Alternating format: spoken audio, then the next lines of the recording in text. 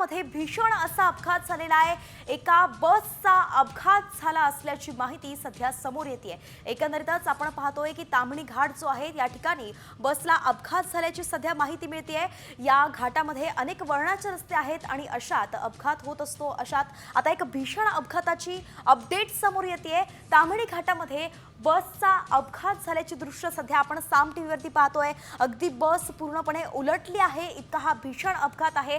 याबद्दलची सविस्तर अपडेट अजून घ्यायची आहे, परंतु ही एक्सक्लुसिव्ह दृश्य सध्या आपण पाहतोय।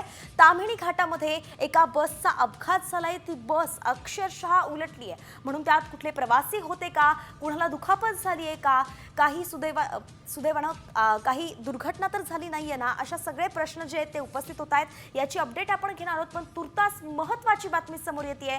ताम्हिणी घाटात बसला अपघात झालेला आहे। सचिन कदम आपले प्रतिनिधी आपल्या सोबत जोडले गेले। सचिन, नेमका हा अपघात कसा झाला आणि यात काय अपडेट समोर येते? किती जण बचावलेत, कुणाचा मृत्यू झालाय का? हा जो अपघात झालेला आहे तो माणगाव आणि पुणे जोडणाऱ्या ताम्हिणी घाटामध्ये अपघात झालेला आहे। सकाळी साधारणतः 8-8:30च्या सुमारास अपघात झालाय। हा अपघात प्रचंड इंट्रीम असल्या कारण अजून याची पूर्ण माहिती येत नाही, पण पुण्यावरनं एक बस आहे ती प्रवाशांना घेऊन कोकण साईडला म्हणजे माणगाव साईडला येत असताना अवघड वळणावरती बस पलटी झालेली आहे आणि बहुतांश प्रवासी यामध्ये जखमी आहेत आणि 2 पेक्षा अधिक प्रवाशांचा मृत्यू झाल्याची प्राथमिक माहिती आहे। वैष्णवी, अच्छा, धन्यवाद सचिन या सविस्तर अपडेटसाठी। आपण पाहतोय की 2 प्रवाशांचा मृत्यू झाल्याची प्राथमिक माहिती सध्या मिळते, तर अनेक प्रवासी हे जखमी झाल्याची माहिती सध्या मिळते।